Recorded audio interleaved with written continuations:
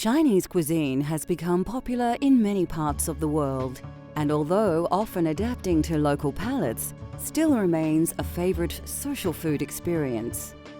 Often served in bite-sized pieces, using fresh ingredients and lightly spiced, it's no wonder the world can't get enough of the cultural flavors of China.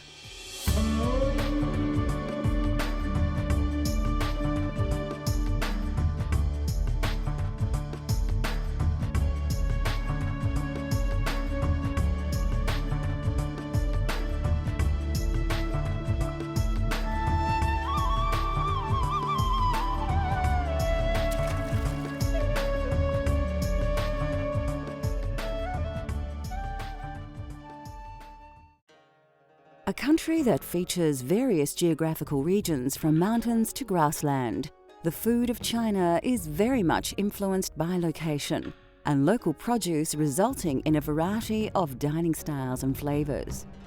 China is a multicultural country, and even the food, they got all different kind of culture. The style, the taste, the spices, like northern, they're more spicy and more like oil to cover, to keep the food warm. So they are slightly a bit of oil in there because of weather there. And southern is slightly a little bit different. Mainly it's the opposite of the style. It's clear, less oil and less spices. And because of that, that's why the southern food can bring up more natural taste and less oil. And not all the food are spicy. And southern food is concentrate on the natural of the food. What it is, you bring it out and you get that taste straight away.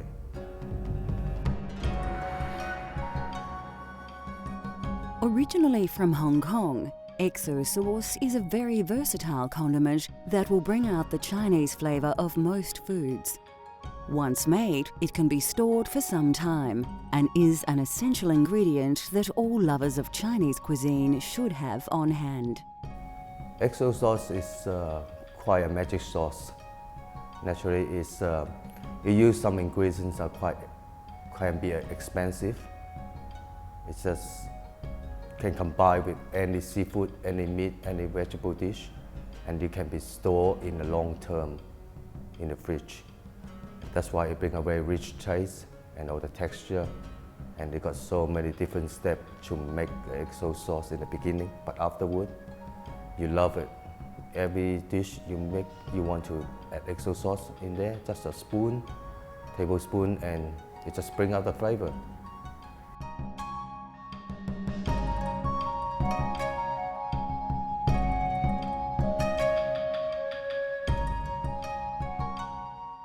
It will take a little time to make the perfect XO sauce, but it is well worth it. You'll need several ingredients, some of which may only be available from selected Asian grocers. These include Chinese pickle and dried shrimp. Dry scallops need to be soaked in hot water for at least half an hour.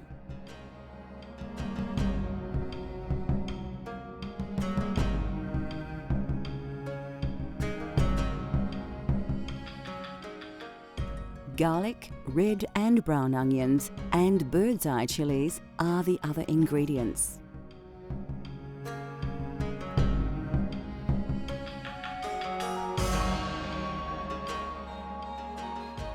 Like so many great dishes, the first thing we need to do is chop some onions. First, remove the skin from a brown onion and then chop finely before placing in a bowl. Now grab a red onion and slice to a similar size as the first onion. Next, we need to chop some fresh garlic. About 2 peeled cloves will do. Now to add some heat to our recipe, finely chop about 3 small red bird's eye chilies and remove the stalks. So the last thing I need to do is the dry scallop. The dry scallop I put in the hot water and then steam it for about half hours.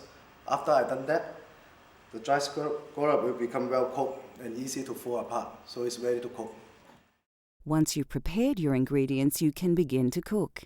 Heat your wok to a moderate temperature and then scoop about a ladle of oil into the pan. Once the oil has heated up, place a handful of softened scallops and allow them to cook for about 2 minutes, stirring well all the time.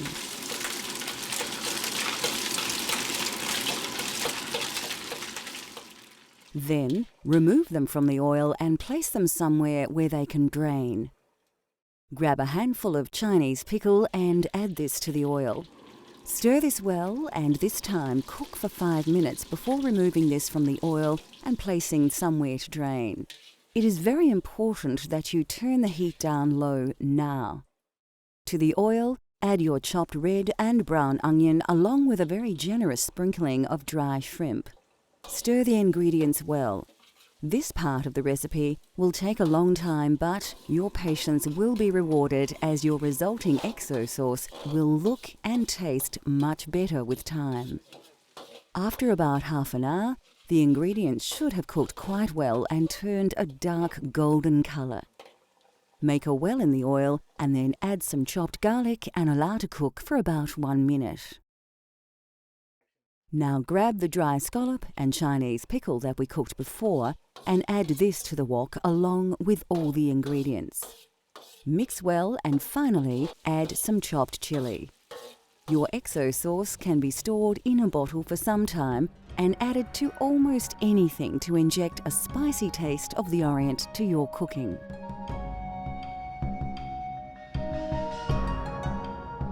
Traditionally, shallot cakes were a tasty and filling breakfast meal for peasants. They were cheap and easy to make and a great start to any working day. Shallot cake originally is from China, and it's mainly it's a history pancake bring along to this generation. And it's easy to prepare, and for a parent it's a less variety of money to can afford it. In the old day, they don't have that much money to prepare the breakfast every day with their expenses. And shallot cake is a simply crunchy and soft inside and a strong texture. And the main thing is help them to fill up their stomach almost half of the day.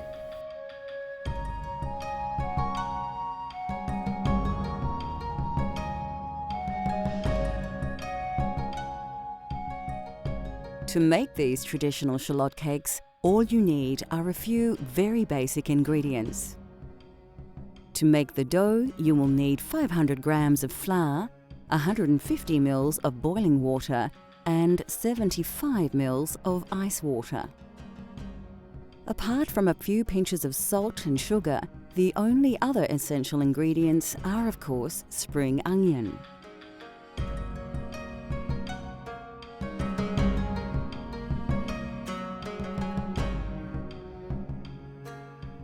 Of course, shallots form the basis of this recipe, so the first thing we need to do is prepare some.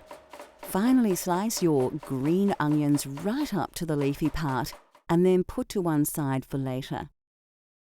Take a large mixing bowl and pour in 500 grams of flour. Pour in a glass of hot water and give everything a good mix. Now we need to add a glass of ice water and then mix the flour and water really well until the water has completely been absorbed by the flour. Tip the contents of the bowl out onto your worktop and knead your dough together using your hands. After we roll it about 20 minutes, it seems to be okay. What we need to do is we cut it to small pieces, like 20 pieces, and then we need to roll each pieces. And then after we roll it, we put some spring onion in. Using a pastry cutter or knife, cut out as many sections as you can. Put these to one side as we need to roll them out one by one. Flour your workbench before rolling out each ball like so. Then, grab the shallots you prepared earlier and liberally sprinkle a small handful down the middle of the pastry. Add a good pinch each of sugar and salt. Now comes the tricky part. First, fold one side to the middle, then the other side, make sure it overlaps with the first fold. Twist it around and then bend one end to the middle before bringing the other end back in on itself. Okay, let's look at that again.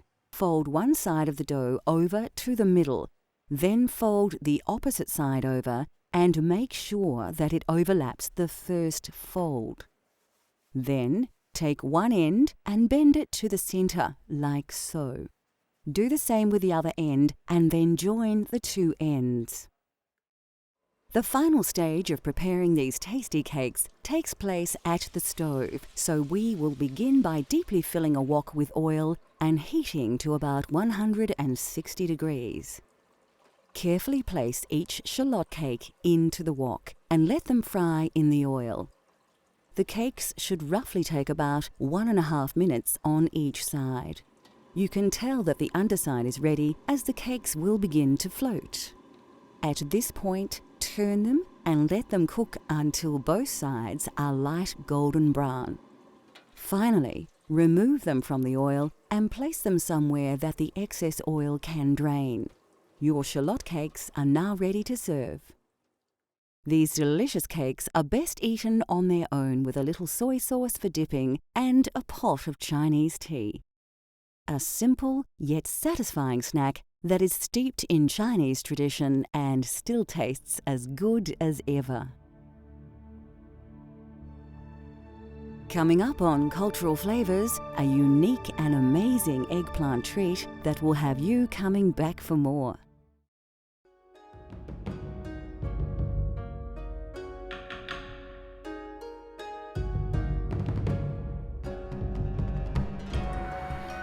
Salt and pepper dishes are commonly found on the menus of most Chinese restaurants. Yet many Chinese chefs, eager to push the boundaries of their own cultural flavours, have begun to experiment with the core ingredient of this traditional dish. Well, when I present this eggplant to my restaurant, it's a bit harder at the beginning. We try again and again and again, millions of times. Some come up very great but cannot last longer crunchy, and with the combined with other vegetable, it's a choice of a vegetable is very important. But finally we got lucky, we got the final touch with the crunchy pastry. But after we invented and it will bring out, most of the customer will love it because it's a history now. From now on, it's a history for salt and pepper eggplant.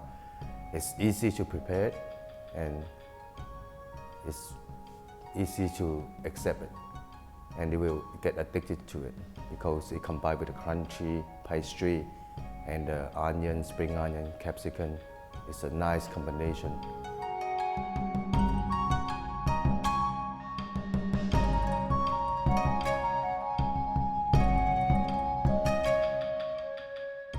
To prepare this tasty salt and pepper dish, you'll need half a red onion and a few spring onions. To add a peppery taste and some heat, you should have a red capsicum and 2 small red chilies. For ease, we've sliced some pre-made pastry, which we will fry later. Of course, you'll need 1 large eggplant.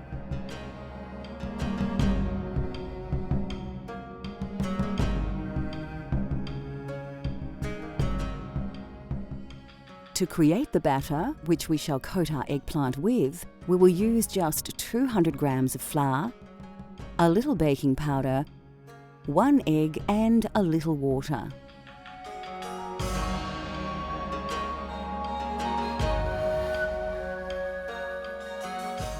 Your first job when preparing this dish is to prepare your vegetables. Take a large red capsicum, slice it in half, and then remove the seeds. Slice the first half lengthwise and then do the same with the other half. Put your capsicum to one side for later. Next, take a large brown onion, chop it in half and then peel away its outer layers. Finely slice each half of the onion and place in a bowl. For this recipe, we also need to prepare a few spring onions. To do this, place them on a chopping board together and cut into large pieces like so, and put these aside also. We also need to chop some garlic. A great tip is to place the bulb on its side and, with a very sharp knife, slice through its base. The bulb should fall apart, making it much easier to peel each clove. Once peeled, finely dice about 3 cloves of garlic and set aside. So now we finished prepared all the veggie here. The last thing we need to do is the eggplant. It's very easy. We just need to peel it and then cut it to the large chunks, a bit like a large potato chips. After we're done, we can bring it to cook. To peel your eggplant, slice off the top and then, with a potato peeler, remove all the skin from the vegetable. Cut the eggplant in half and then slice each section into very large chunks, like so. Now we can begin the cooking process, but before we do, we need to prepare a quick batter. To do this, simply mix 1 egg, 150 ml of water, around 200 grams of flour, and a little baking powder. Now whisk well until everything has combined and the batter has reached a consistency similar to this. Fill a wok with oil and heat on a high flame. You can make sure the oil is hot enough by dropping a few drips of batter in first. To cook the eggplant, dip pieces into the batter before placing them into the oil. Allow the vegetable to cook until they turn light golden in color, and this should take around 3 minutes. Then, remove them from the oil and place them somewhere where any excess oil can drain. Now put a generous handful of sliced pastry into the oil and allow this to fry for about 1 minute only. Remove from the wok and place somewhere to drain. Put the oil from the wok into another saucepan, then place the wok back on the heat and throw in a handful of onion, spring onion, red capsicum, and chili. Keep stirring the ingredients for about 1 minute, and as soon as they begin to release their aromas, add the cooked eggplant and sliced pastry to the wok. Finally, season well with salt and pepper and toss thoroughly to mix all the ingredients together. Tip everything straight out on a plate and your dish is ready to serve. Salt and pepper eggplant is a modern twist to a traditional Chinese favorite. It is delicious served simply on its own, or as a snack with cool and refreshing beverages, or as part of a complete Chinese banquet. Either way, it will not disappoint those willing to give it a try. Still to come on Cultural Flavours, we explore the wonderful world of Chinese essentials.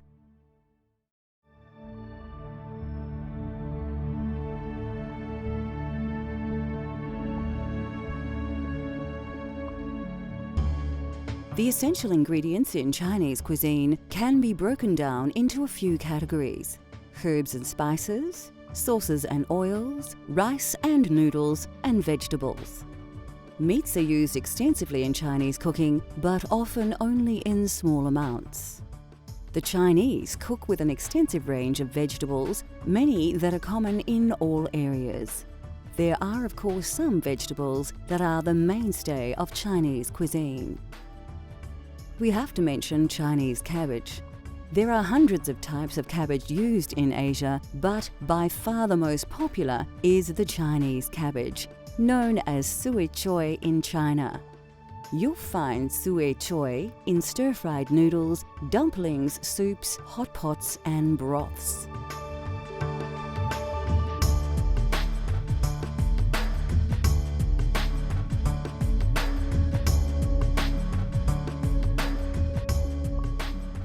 Ginger is one of the key ingredients in traditional sweet and sour sauce and features in hundreds of Chinese dishes. Garlic has been adopted right across the globe as an essential part of the local cuisine, and China is no exception. Originating in Asia, it is thought the Chinese were one of the first civilizations to cultivate garlic for food and medicine. Chili is often used to add heat to Chinese dishes. Rarely used fresh, whole ground chilies and chili flakes are preferred for their versatility. An extremely hot peppercorn, Szechuan, is generally used sparingly and is one of the 5 spices in Chinese 5-spice powder.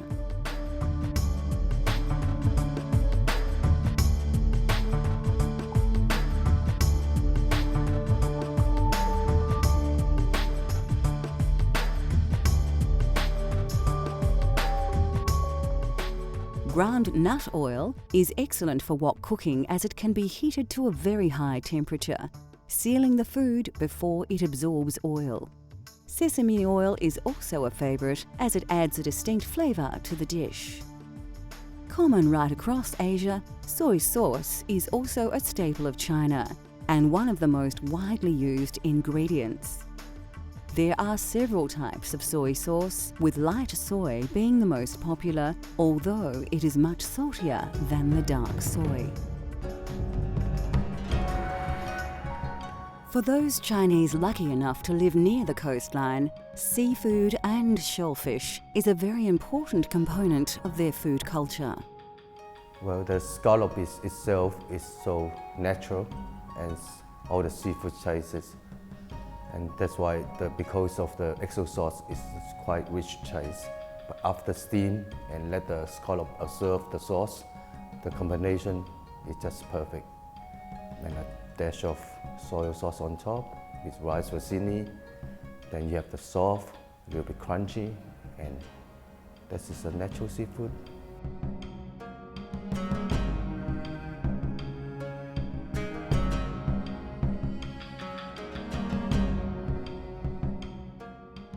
It couldn't be easier to prepare these traditional Chinese scallops.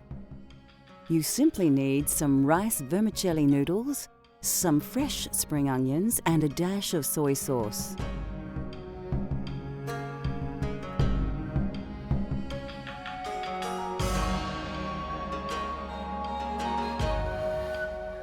Of course, you'll also need some of the delicious XO sauce that we've just prepared to put the finishing touches to this dish.